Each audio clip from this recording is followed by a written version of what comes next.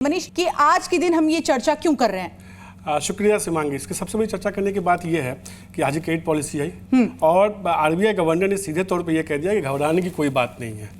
भारत में दिक्कतें हैं, थोड़ी दिक्कतें हो सकती हैं आने वाले दिनों में, लेकिन बहुत ज़्यादा चिंता करने की बात नहीं है। अब सबसे बड़ी बात यह है कि हम लोग इस मुद्दे पर चर्चा क्यों करें शिमांगी।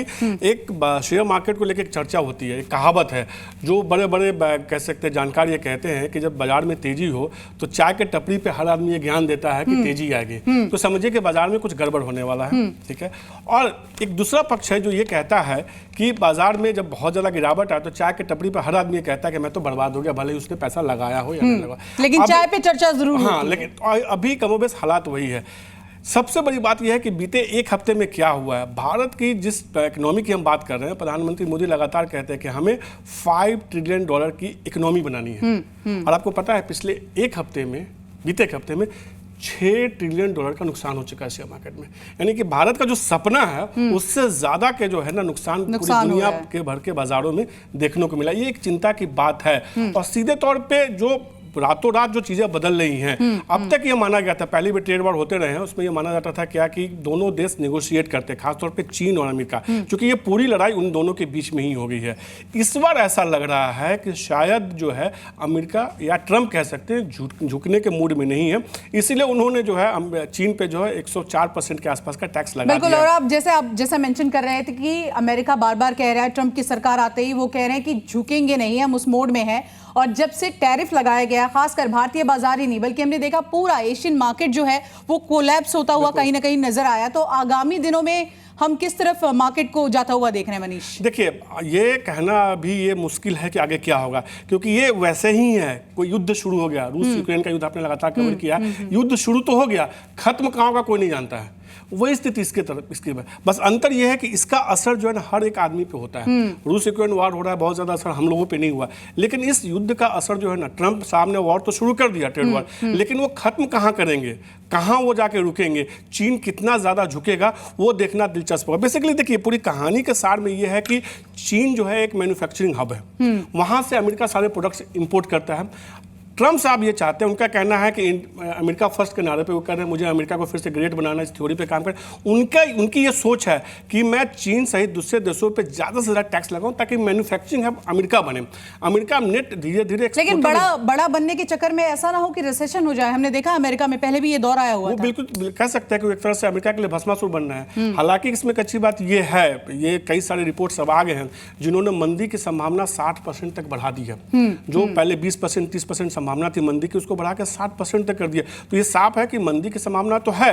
और अगर चीन की तरफ से और अमेरिका के बीच में ये लड़ाई ज्यादा लंबी खींचती है तो इसका असर पूरी दुनिया के इकोनॉमी पे होगा। क्योंकि दुनिया के दो सबसे बड़ी इकोनॉमी की बात करें तो एक तरफ चीन की इकोनॉमी है, एक तरफ अमेरिका की इकोनॉमी है। चीन एक तरह से मैन्युफैक्चरिंग हब है, पूरी दुनिया को जो है प्रोडक्ट सप्लाई करता है। अमेरिका एक ऐसी इकोनॉमी है जो बहुत बड़ा कंजम्पशन है, दुनिया भर से प्रोडक्ट लेता है, उसका इस्तेमाल करता है। इसलिए आप देखेंगे टैरिफ लगने, जिस दिन से टैरिफ लागू होना था ना शिवांगी, उससे केवल 2 दिन पहले, टैरिफ लगने से 2 दिन पहले एप्पल ने क्या किया कि चीन और अमेरिका से 3 एरोप्लेन जो है ना फोन अपने मंगवा लिए, ताकि उनको वो बढ़े हुए टैरिफ की वजह से नुकसान हो। अच्छा, इससे अंदाजा लगा सकते हैं हमने उस चीजें दिन भी कितनी चर्चा की थी जब हमने देखा कि शेयर बाजार जो है वो 4000 अंकों से लुढ़का था और उसको ब्लैक मंडे कहा जा रहा था। हालांकि उस दिन जितने भी निवेशक है, खासकर एशियन मार्केट के भारतीय, वो घबरा रहे थे, लेकिन हमारे एक्सपर्ट्स खासकर यही कह रहे थे कि आपको घबराने की जरूरत नहीं है, क्योंकि अगर रिसेशन की शुरुआत होगी, नौकरी अगर कहीं कम मिलना शुरू होगा, इन सब के लिए आपको एक टीजर या ट्रेलर दिख जाएगा अमेरिका से, क्योंकि शुरुआत वहां से होगी, तो आप कमर कस लीजिए। अच्छा मनीष, दर्शकों को क्या क्या सलाह देंगे इस वक्त में, उन्हें क्या करना चाहिए क्या नहीं करना चाहिए, खासकर जो इन्वेस्टर्स हैं? देखिए, पहले तो आपने रोजगार की बात की तो उसमें मैं 2 आंकड़े फटाफट अपने दर्शकों को बता दूं। एक है आईटी सेक्टर। भारत की जो जितनी आईटी कंपनियां हैं ना, उनकी आमदनी का मोर देन 40 से 50% हिस्सा जो है यूरोप और अमेरिका से आता है। करीब करीब एक नैस्कॉम की रिपोर्ट है, उसके मुताबिक करीब आईटी सेक्टर में 51 लाख लोगों को कारोबार मिला हुआ है। तो अगर अमेरिका में मंदी आती है तो सीधे तौर पर आईटी कंपनियों को की कमाई घटेगी, उनकी कमाई घटेगी तो निश्चित रूप से वो खर्च कम करेंगे तो नई हायरिंग तो नहीं करेंगे, छटनी भी कर सकेंगे। एक बड़ी समस्या वो है। दूसरा ये है कि टेक्सटाइल एक और सेक्टर है जो भारत वियतनाम और चीन के बाद सबसे ज्यादा एक्सपोर्ट करता है अमेरिका को, जो सबसे एक्सपोर्टर। यानी आप मोटा मोटा ये कह रहे हैं कि अगर किसी के पास नौकरी है तो वो उसको पकड़ कर रखे, मन लगा कर काम करे, क्योंकि रिसेशन आ जरूरी नहीं सकता है कि फिजूल खर्ची करे। आप सोच रहे हैं गर्मियों की छुट्टी में घूमने का, तो उन सबसे बचे, क्रेडिट कार्ड का इस्तेमाल कम करे, पर्सनल लोन यानी कम जो ले। पैसे, जो सेविंग्स आपकी है उसको आप कुंडली मारकर बैठ जाइए, उसको अभी खर्च नहीं करिए थोड़े टाइम तक। और सेविंग की आपने बात की है तो उसमें एक इंटरेस्टिंग चीज मैं और ऐड कर दूं, सोना जो सबको पसंद है, महिलाओं को तो खासतौर पर ज़्यादा पसंद है। तो सोने को लेके एक रिपोर्ट बहुत इंटरेस्टिंग आई है। मॉर्निंग स्टार एक फर्म है, उसका ये कहना है कि आने वाले दिनों में जो है ना, सोने में बड़ी गिरावट देखने को मिल सकती है। और सोने की कीमत अगर भारतीय करेंसी के हिसाब से देखा जाए तो वो करीब 56,000 के आसपास। यानी आप कह रहे हैं कि जितनी भी महिलाएं हैं जो गले में अपना पैसा जमा करती हैं, वो जमा करके रखिए, क्योंकि सोने के दाम में गिरावट आएगी और आपको खरीदने का पूरा मौका मिलेगा। उनके तरफ से कहा जा रहा है कि जो लॉजिक वो निकाल के लेकर, उनका कहना है कि देखिए सीधे तौर पर अगर मंदी आती है, होता है क्या है ना कि अगर आपको शेयर मार्केट में नुकसान हो रहा है तो उस नुकसान को भरपाई करने के लिए आप क्या करेंगे, जहां से मुनाफा हो रहा है वहां से आप पैसा निकालेंगे सीधे तौर पे। तो सबसे ज्यादा फायदा बीते अगर 3-4 महीनों में देखें तो गोल्ड में ही जो है बड़े बड़े फंड हाउसेज उनको होता हुआ दिखा या लोगों को हुआ है, तो वो नुकसान को भरपाई करने के लिए गोल्ड से पैसा निकालेंगे।